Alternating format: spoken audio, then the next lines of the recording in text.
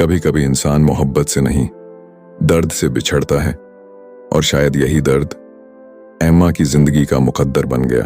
Emma, वो लड़की जिसने मोहब्बत में सब कुछ वार दिया, आज वही मोहब्बत उसे ले जा रही है, हमेशा हमेशा के लिए अब्दुल रहमान की जिंदगी से दूर। सफर की खामोशी में वो एक खत छोड़ गई, एक खत जिसके लफ्ज लफ्ज में टूटा हुआ दिल चीख चीख कर बोल रहा था, अब्दुल रहमान, अमीर अब्दुल्लाह को सच बता देना, उसे कहना कि तुम उसके बाप हो, उसका ख्याल रखना। मैं जा रही हूं तुम्हारी और पारस की जिंदगी से हमेशा के लिए। तुम दोनों को अल्लाह हाफिज। ये खत पढ़ते ही अब्दुल रहमान के हाथ लरज गए, आंखों से बेइख्तियार आंसू बहने लगे। उसके चेहरे पर एक ही वक्त में पछतावा, बेबसी और खौफ छाया हुआ था। उसने थरथराती आवाज में पारस को पुकारा, पारस, एम्मा जा चुकी है। पारस के चेहरे पर जैसे कोई जीत की परछाई आई, लेकिन अगले ही लम्हे वो बोली, तुम्हें क्या लगता है अब्दुल रहमान कि वो वहां स्टेशन पर तुम्हारा इंतजार कर रही होगी? अब्दुल रहमान ने आंखें बंद की, जैसे दिल में कहीं गहराई से आवाज आई हो, मुझे लगता है हाँ, वो मेरा इंतजार कर रही होगी, मुझे जाना होगा। अगले ही लम्हे अब्दुल रहमान बेकाबू होकर स्टेशन की तरफ दौड़ पड़ा। एम्मा जा चुकी थी, हमेशा के लिए।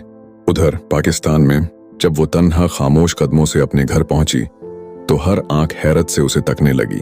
चाचा और चाची दोनों की नजरें उसके चेहरे पर जमी थीं। मानी तेजी से आगे बढ़ा, एम्मा, तुम अचानक वापस? इस तरह? एम्मा ने एक हल्की मुस्कुराहट के साथ लेकिन गहरी उदासी में डूबा हुआ जुमला बोला, मानी, मेरे दिल का बोझ हल्का हो गया, अब मेरे पास कोई जिम्मेदारी नहीं रही। मैं अमीर अब्दुल्लाह को उसके बाप के हवाले कर आई हूं। मानी का चेहरा सुन हो गया। उसने आहिस्ता से कहा, एम्मा, कोई यूं चोरों की तरह अपने घर आता है?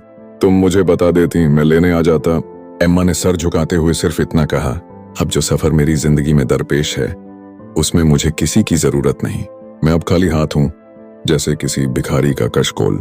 मानी की आवाज भर्रा गई, सच पूछो, तुमने हमें कभी अपना समझा ही नहीं, वरना ऐसा ना कहती। चाचा ने खामोशी तोड़ी। उसकी आंखों में रोशनी की एक किरण थी। बेटी, कभी कभी एक छोटी सी रोशनी पूरे अंधेरे को चमका देती है। जिंदगी खत्म नहीं हुई, बस एक मोड़ पर आई है।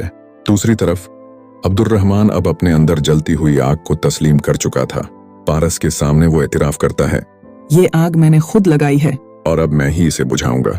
सवाल सिर्फ इतना है, क्या अब्दुल रहमान अपने पछतावे की आग में जलते हुए एम्मा तक वापस पहुंच पाएगा? क्या पारस उसे जाने देगी? और एम्मा, क्या उसके दिल के दरवाजे कभी दोबारा खुलेंगे?